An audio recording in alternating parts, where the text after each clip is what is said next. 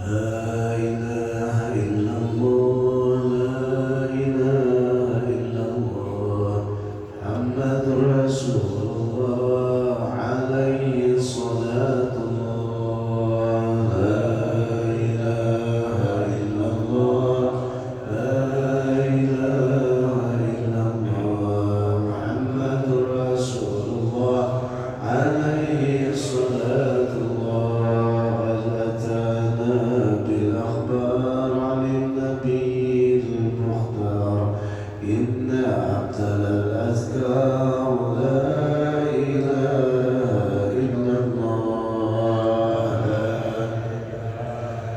إلا الله لا إله إلا الله محمد رسول الله عليه الصلاة الله لازمها يا إخوان نوّروا بها الجنان إن مفتاح الجنان لا إله إلا الله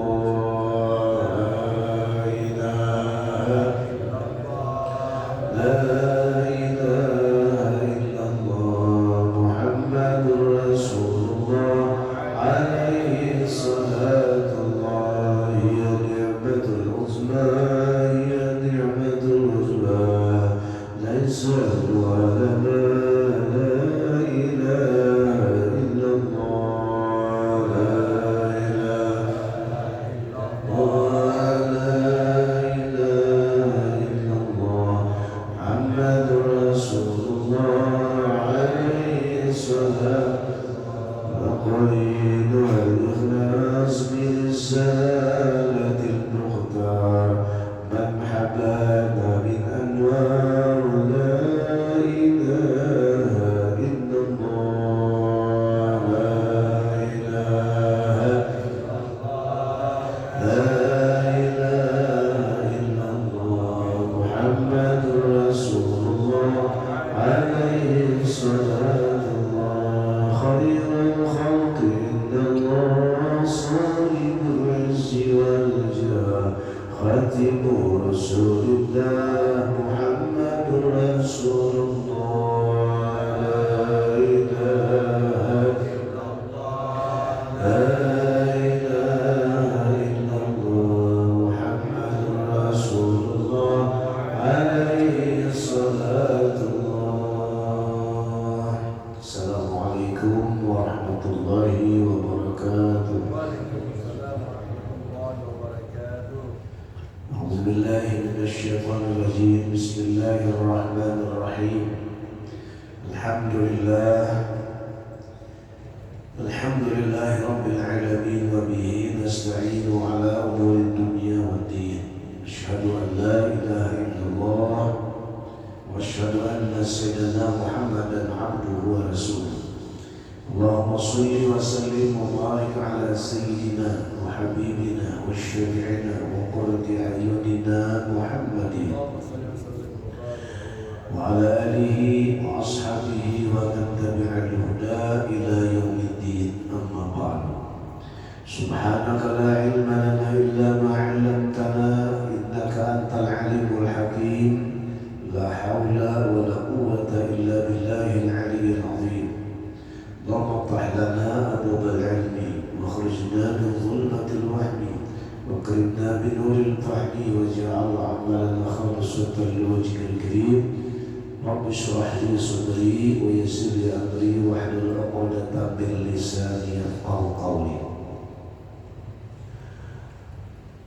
Dialah Allah Zat yang Maha Kuasa dan Maha Perkasa. Tidak ada sesuatu yang terjadi melainkan dalam genggaman kuasa-Nya.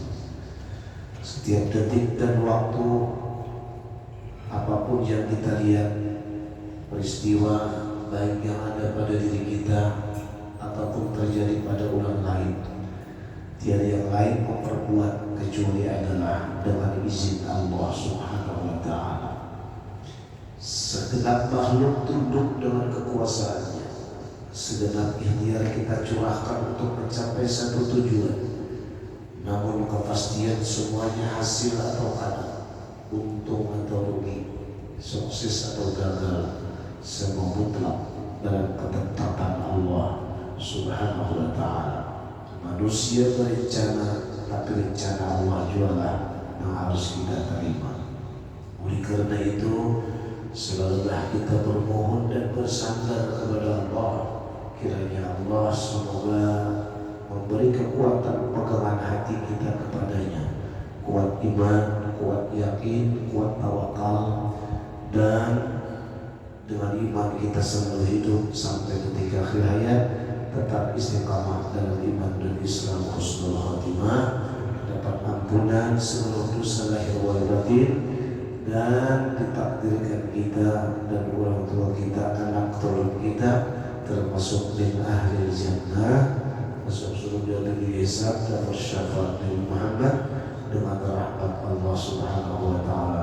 Amin. Allahumma amin. Salawat teriring salam selalulah kita persembahkan kepada manusia panutan kita, idola kita yang menuntun hidup kita, ialah Nabi kita, Nabi besar Muhammad sallallahu alaihi wasallam, keluarga sahabat pengikut hingga akhir zaman. Allahumma sholli ala sayyidina wa habibina wa syafiina wa zurina wa barakatina wa maulana Muhammadin. Selanjutnya kita berniat i'tikaf, nawaitu an a'taqifa fi hadzal masjid sunnatan lillahi ta'ala. Dalam hati saja aku beriktikaf di masjid ini sunat karena Allah Ta'ala. Di samping itu niat kita memakmurkan masjid, niat kita menghidupkan ajaran sunnah Nabi Muhammad SAW, dan niat adalah silaturahmi, niat kita bersyukur diberinya nikmat iman, Islam dan sehat, dan niat kita hadir pada saat ini yang paling penting adalah melaksanakan perintah Allah dan Rasulnya, ingin mendapatkan ridha Allah Subhanahu wa ta'ala. Alhamdulillah, kembali kita bisa berkumpul di masjid ini, dapat melanjutkan taklim kita, merupakan anugerah pemberian Allah yang amat sangat besar nilainya. Duduk kita mendengarkan taklim, duduk kita mendengarkan tausiah, lebih baik daripada mengurus 1000 jenazah, lebih abdal daripada menengok 1000 orang sakit, lebih hebat daripada orang yang sembahyang sunat 1000 rakaat. Siapa? Orang yang menuntut ilmu mendengarkan taklim, tausiah, pengajian yang dilaksanakan. Oleh karena itu, pada semua orang bisa duduk untuk mendengarkan taklim, pengajian, dan kita pada hari ini Allah beri kesempatan dapat melangkahkan betis dan dapat berjamaah serta lanjut taklim kita. Mudah diterima dan diridai oleh Allah. Para hadirin jamaah salat maghrib rahimakumullah. Pada pengajian kita minggu kemarin, bahwa meriwayatkan oleh Abdullah bin Mubarak, salah seorang ulama tabi'in. Arti ulama tabi'in itu dia hidup di zaman sahabat, tidak sempat bertemu dengan Rasulullah. Rasulullah sudah wafat. Sebut mereka itu adalah tabi'in. Nah, lalu suatu hari Abdullah bin Mubarak ini menemui sahabat Nabi yang bernama Mu'adz bin Jabal. Mu'adz bin Jabal ini orang yang tatap muka dengan Nabi, menjadi murid Nabi, dicintai oleh Nabi, bersalaman dengan Nabi, mendengar ceramah suara pengajian dari Nabi langsung. Dia adalah sahabat yang dicintai dan dikagumi oleh banyak orang. Bahkan sahabat yang lain mengatakan kalau ingin bertanya tentang hukum-hukum fikih, maka bertanyalah kepada Mu'adz bin Jabal.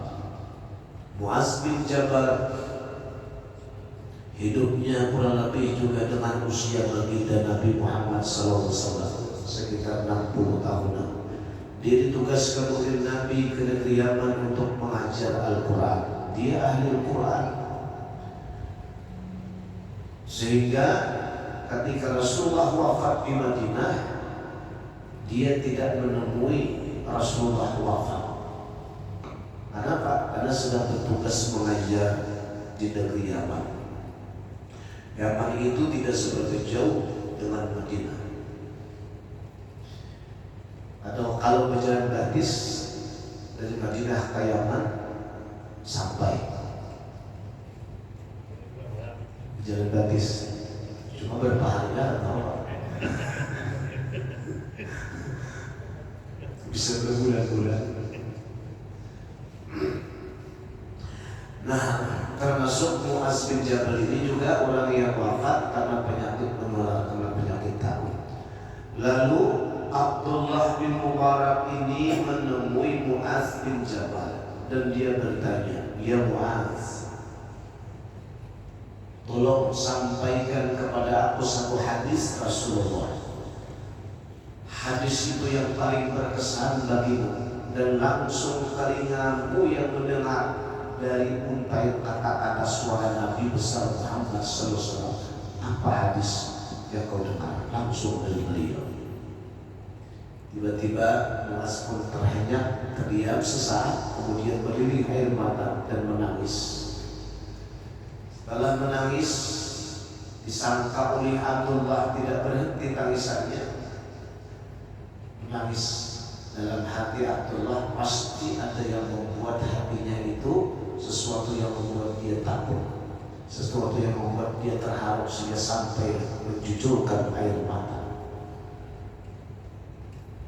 Terdiamlah Abdullah bin Mubarak melihat tangisan Muaz bin Jabal.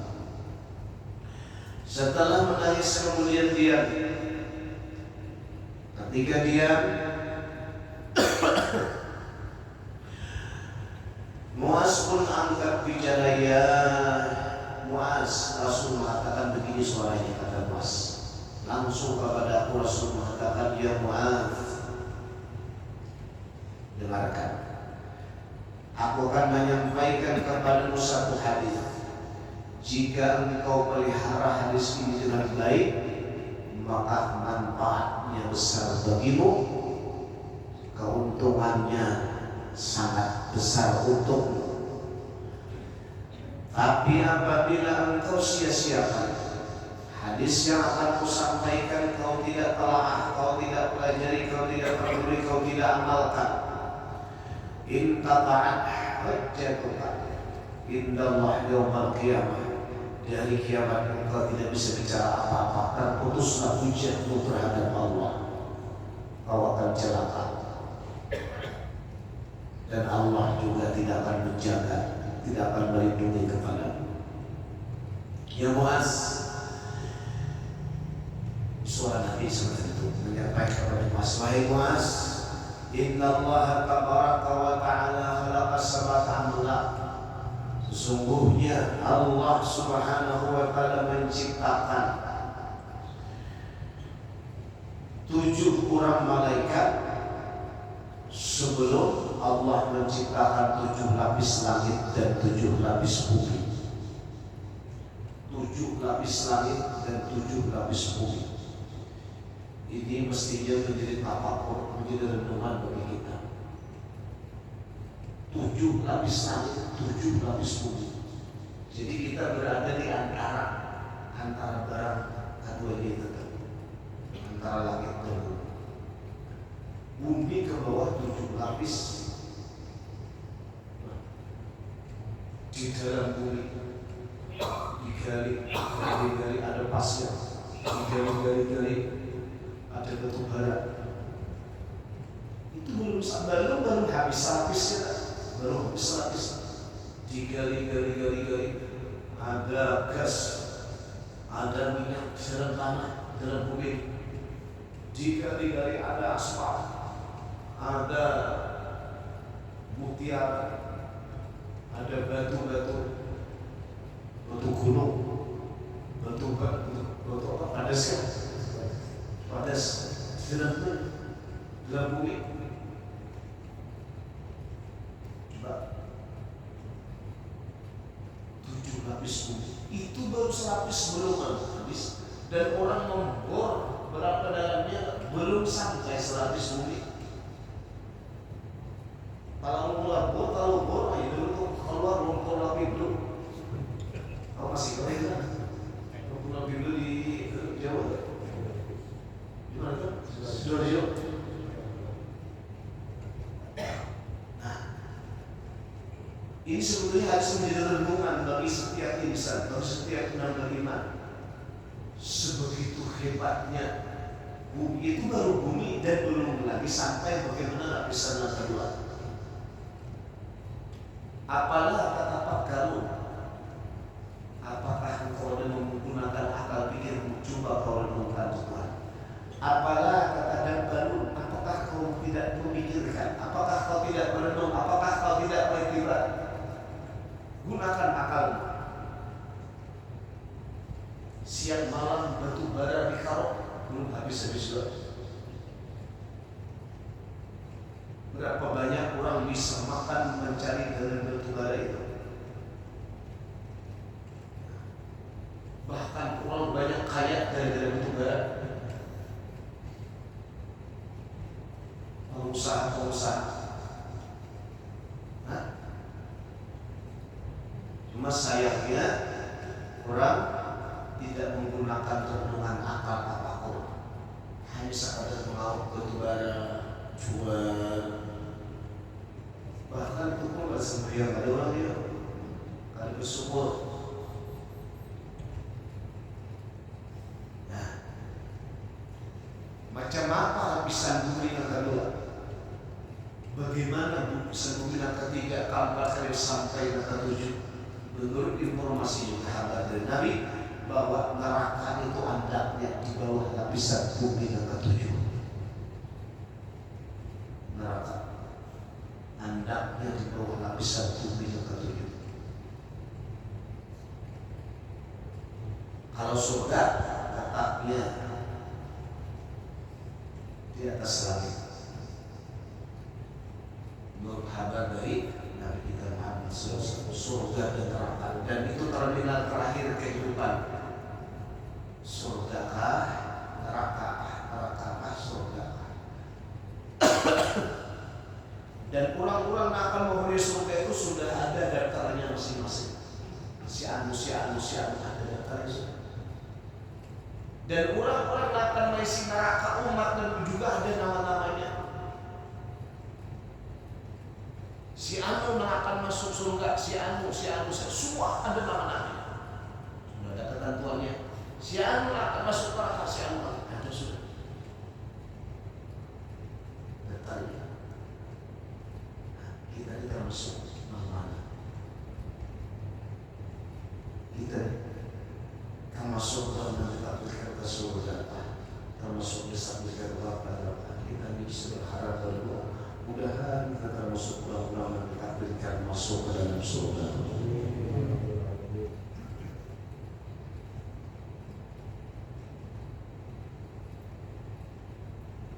Itu wajib diimani, wajib dipercayai. Itulah takdir Tuhan. Rukun iman yang terakhir, beriman, percaya kepada takdir.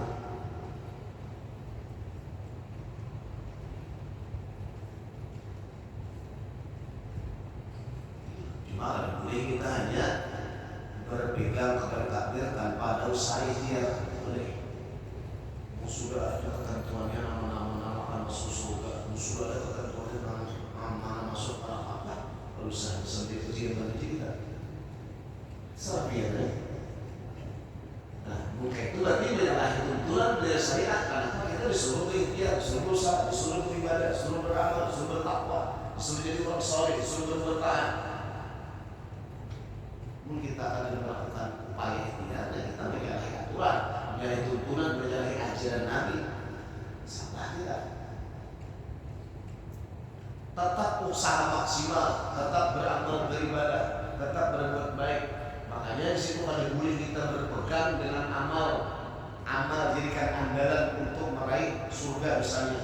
Amal jadikan amalan andalan untuk meraih selamat dari azab siksa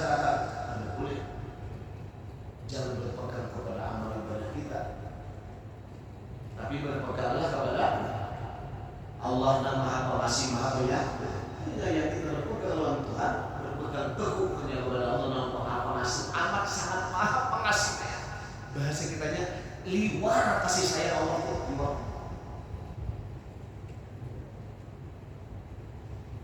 Kasih sayang Allah itu dengan hambanya luar biasa, amat teramat sangat sayang. Makanya Maha Pengasih dan Maha Penyayang. Kasih kita liwar kasih sayang Allah.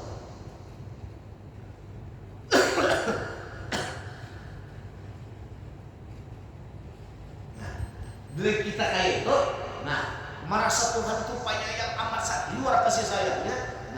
Maka kita berpegang teguh dengan Allah Ta'ala, lalu berharap kepada Allah, lalu berdoa kepada Allah.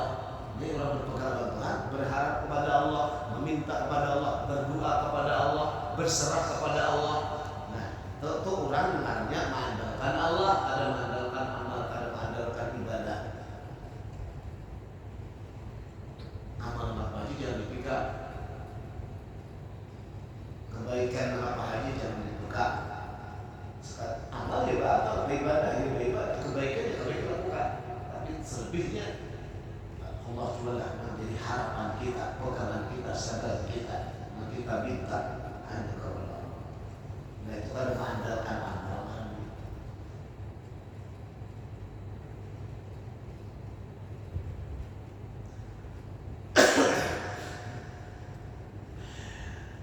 Ini Allah menciptakan 7 lapis langit dan bumi, dan di setiap langit itu ada pintu-pintunya.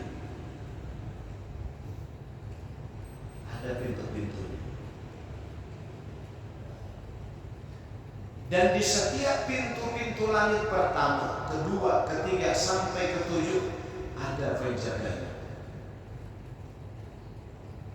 Siapa penjaganya? Malaikat yang diciptakan ber-7. Sebelum diciptakan langit dan bumi itu sudah ada malaikat yang buat diciptakan beliau. Malaikat yang ber-7 itulah masing-masing diamanahi untuk menjaga masing-masing pintu di 7 pintu langit, mulai pertama sampai ke-7. Bahasa kita lebih mudah.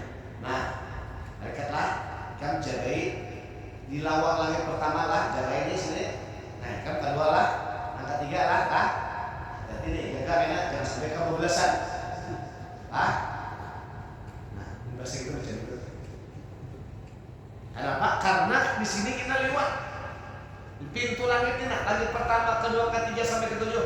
Lewat pintu itulah nanti lewat amal hamba-hambaku untuk diseturkan, untuk disampaikan, untuk dilaporkan lewat pintu itu. Cuma kayaknya periksa bilanya malaikat membawa amal-amal si anu itu, periksa amalnya.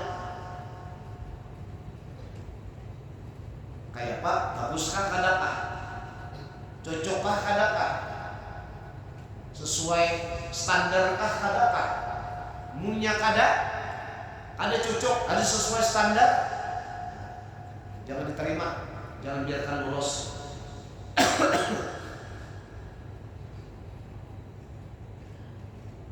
Jangan malaikat inggih ya Tuhan itu kalau bahasa kita ada bisa apa inggih malaikat.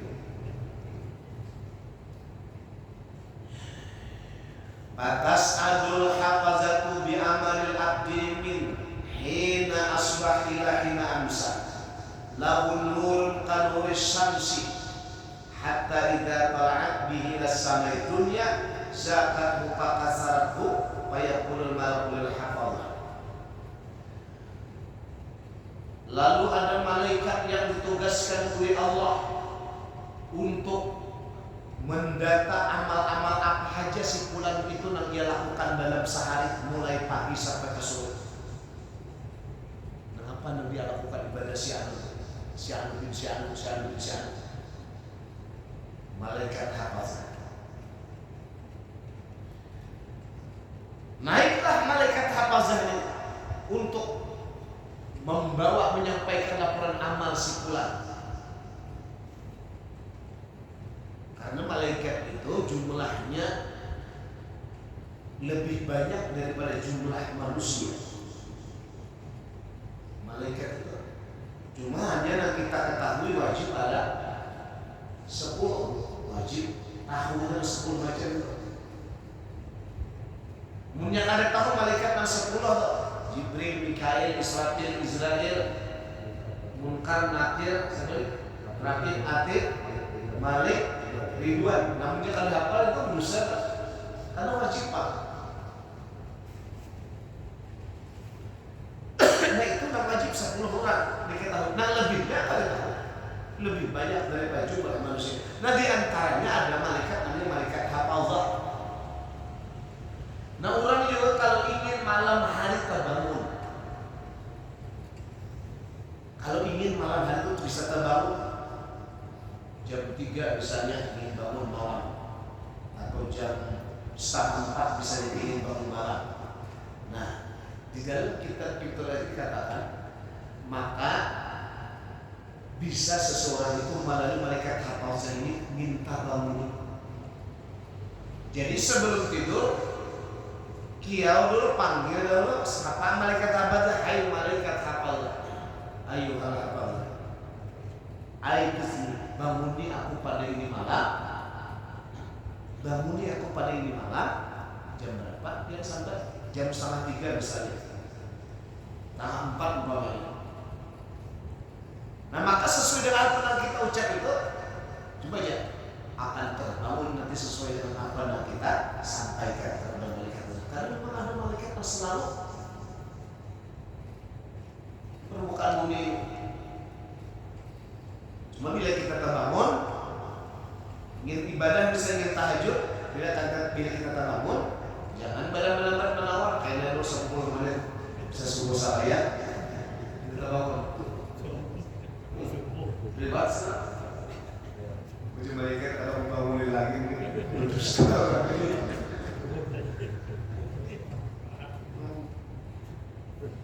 malaikat perlu gitu.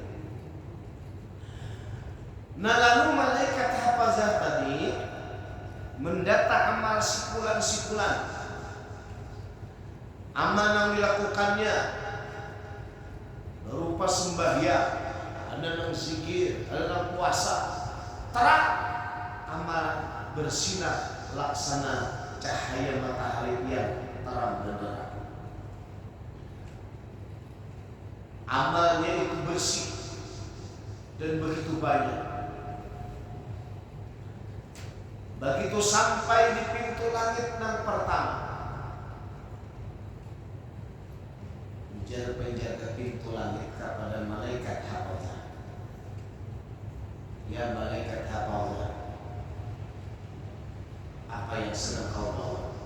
Dan malaikat hafazah ini, aku membawa amal sipulan, bersih amalnya, bagus, banyak, dia terang benderang, amal begitu bagus. Jadi malaikat penjaga pintu langit yang pertama, hai malaikat hafazah, idribu bihadzal amal wajha sahibi. Mohon maaf, cukup sampai di sini mantok. Tidak boleh lewat di pintu ini. Karena amal orang yang kau bawa ini, amalnya ada aibnya. Hantu pakal kamu hanya pukulkan kepada mukanya. Amal ini kada diterima, amal ini kada lulus lewat pintu ini. Bulikan, pukulkan. Kenapa? Amarani Rabbi alla ada amalan malitalan nas jawizuni ila ghairi. Karena ujar malaikat penjaga pintu langit pertama, amalnya pada diterima, ia ada memiliki gibah kepada orang lain. Apa arti gibah? Zikru akhaka bima yurah, mengisahkan sesuatu hal keadaan orang yang andai kata orang yang dikisahkan tadi ia ada ketujuh inya marah, inya kada senang. Itu namanya ghibah. Mengapakah? Apabila andaikan aku nak kisahkan ini, nak simpulan itu, kalau ia mendengar pasti inya benci, pastinya marah. Itu namanya ghibah. Baik itu fakta kenyataan yang ada pada dirinya tentang kekurangannya, tentang aibnya, tentang kesalahannya, tentang dosanya, tentang keburukannya, walaupun benar. Yang dikisahkan itu fakta sekalipun. Nah, maka itu namanya ghibah, dan itu membuat amal kali terpental, kada diterima, kada bisa lolos buat pintu langit yang pertama, kandas. Nah, maka ini pula dosa yang paling banyak di tengah-tengah kehidupan masyarakat sampai-sampai berita-berita TV orang selingkuh diceritakan, digembar-gemburkan, di-share, diteralkan. Maka Imam Hasan al-Basri, Hasan Basri ini juga seorang tabi'in, orang yang berguru dengan sahabat Nabi, tidak sempat berjumpa dengan Nabi.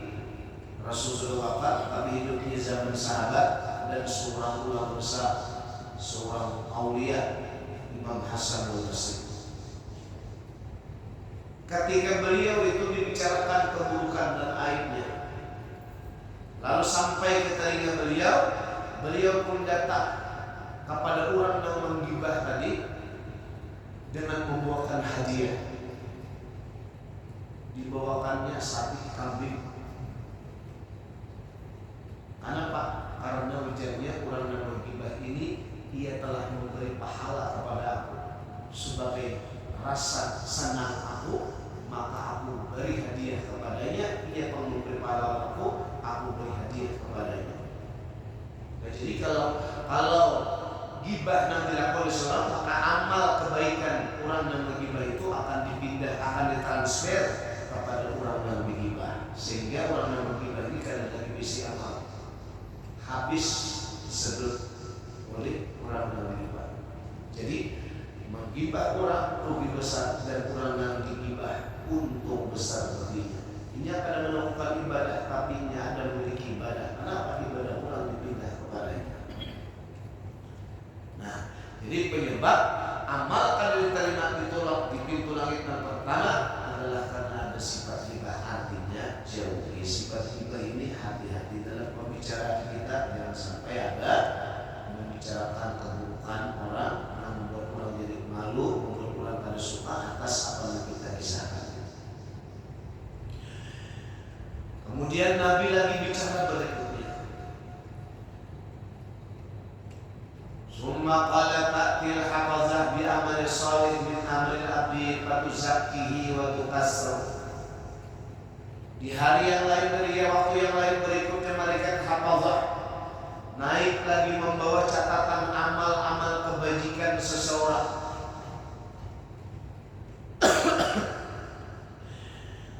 Begitu sampai di pintu langit yang pertama bisa lolos. Kenapa? Karena orangnya kada ghibah, orangnya kada banyak bicara, orangnya selalu menjaga perkataan, ada mau sembarangan dia bicara, selamat di mulutnya. Bisa diwat di pintu yang pertama, di pintu langit yang pertama. Sampailah di pintu langit yang kedua, malaikat hafazah. Begitu sampai di pintu langit yang kedua, ujar penjaga pintu langit yang kedua, wahai malaikat hafazah, kifu wadribu bihadal amal wa yusayyihin wa arada min amalihi arada dunia. Ampun, maaf, apa yang sedang kau bawa? Ujar malaikat hafazah, amal si anu bin si. Dilihat amalnya bagus, sembahyangnya mantap, puasanya iya, zikirnya bagus, dan lain-lainnya. Ujar penjaga pintu langit yang kedua, ini amal orang. Kau hantu pakan dua kamu hanya siapa punya, pukulkan ke wajahnya. Amal orang ini kada bisa lolos juga. Kenapa? Karena orang ini beramal dengan amalnya ada araba dunia, ada tujuan-tujuan dunia. Dalam beribadah ada terselip tujuan dunia. Dalam berbuat taat ada tujuan-tujuan dunia. Dalam ibadah-ibadah jangan ada campuran tujuan dunia, sekalipun minta didoakan. Contoh, orang memberikan sedekah, tolong doakan mudahan takabul hajat, lalu bersedekah. Orang sakit, lalu bersedekah, tolong doakan mudahan sehat. Maka itu pun termasuk apa yang ia lakukan ibadah sedekah itu. Amal kebaikan itu adalah tujuan dunia kali ya. Nah, banyak tujuan dunia minta didoakan. Nah, tujuan dunia supaya sehat. Nah, jadi jangan ada tujuan macam itu. Kalau kita beribadah jangan ada maksudnya itu. Dan ini juga sering kita dengar, sering kita temukan di masjid-masjid itu umumkan. Si anu sedang ada di rumah sakit.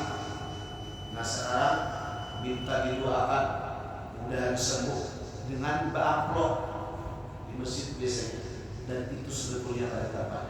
Berarti dia memberikan sedekah itu karena mengharapkan doa. Itu pun tujuan dunia. Tujuan doa agar mendapatkan kesehatan. Nah, itu pun termasuk kebenaran. Jadi kalau kita melakukan amal, taat, kebaikan, jangan ada tujuan-tujuan macam itu.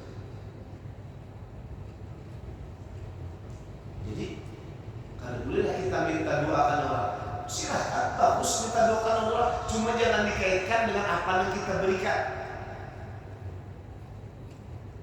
Jangan dikaitkan dengan apa yang kita berikan. Kita minta doa orang supaya sehat, supaya afiat, supaya kabul hajat, supaya tasik, bagus saja boleh. Cuma jangan dikaitkan dengan apa yang kita lakukan ibadah itu. Murnikan ibadah hanya semata-mata ingin diridai Allah, ingin dapat balasan di sisi Allah, ingin Allah Ta'ala senang, Allah ridha, cukup.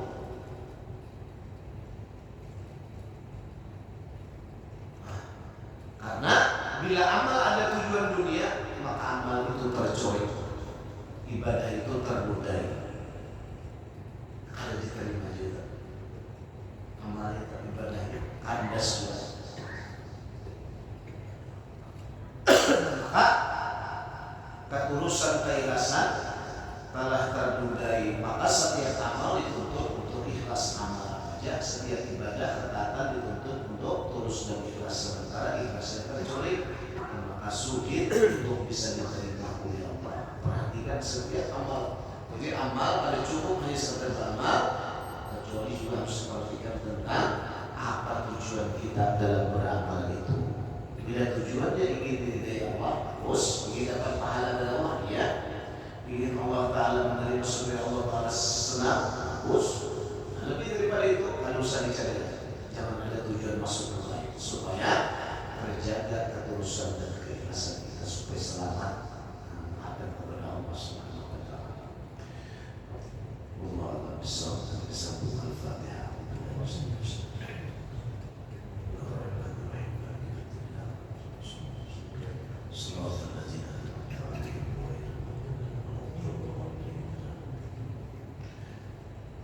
Bismillahirrahmanirrahim. Alhamdulillahirabbil alamin. Allahumma shalli wa sallim ala sayyidina Muhammad al-amin wa ala alihi.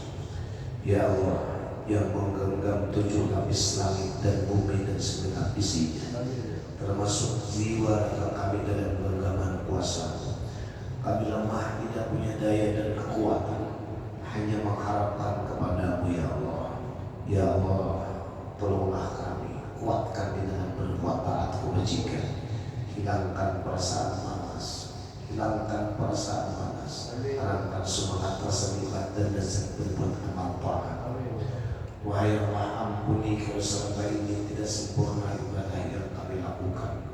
Tutupi aib keburukan kami, bimbing hidup kami yang tersisa, bimbing hidup kami agar menjadi orang-orang yang bertakwa, istiqamah di dalam ketakwaan itu, sampai detik akhir hayat tetap dalam takwa, kebajikan, husnul khatimah. Jangan biarkan dosa melekat pada diri kami ini, maka maka basuhlah dengan curahan rahmat ampunan di sisimu. Terimalah permintaan taubat-taubat kami. Maafilah kami, Kaulah yang berjanji yang mohon ampun akan diampuni. Bukankah Kau yang berjanji yang berdoa akan diterima permintaannya? Ampuni kami ya Allah, terima taubat kami, maafi perjalanan hidup kami yang penuh dengan kelam. Angkat derajat martabat kami menjadi orang-orang yang soleh dan solehah. Tanamkan kehidupan kami ya Allah ketentraman dan kebahagiaan. Jauhkan dari bencana, petaka dan bahaya. Jauhkan kami dari nista, jauhkan kami dari maksiat dan mungkar. Jadikanlah kami ya Allah orang-orang yang ahli zikrullah sampai detik akhir hayat tetap dalam keadaan ingat kepada zikrullah. Ya Allah, ampuni kami, ibu bapak kami, guru-guru kami, anak, zuriat keturunan kami. Selamatkan dunia dan akhirat. Jadikan kami termasuk min ahlil jannah, masuk surga bigiri hisab dan syafaat Nabi Muhammad. Rubahlah takdir buruk menjadi baik. Rubahlah takdir buruk bagi kami menjadi baik. Rubahlah takdir buruk dengan kebajikan. Allahumma rabbana taqabbal minna innaka antas samiul alim. Tub 'alaina anta tawwabur rahim. Rabbana atina fid dunya hasanah wa qina azaban nar. Sallallahu alaihi wasallam Muhammad wa alihi wasallam. Subhana rabbika rabbil izzati amma yasifun wa salamun alhamdulillahi rabbil alamin. Subhanallah bihamdika asyhadu an la ilaha illa anta astaghfiruka wa atubu ilaik. Assalamualaikum warahmatullahi wabarakatuh.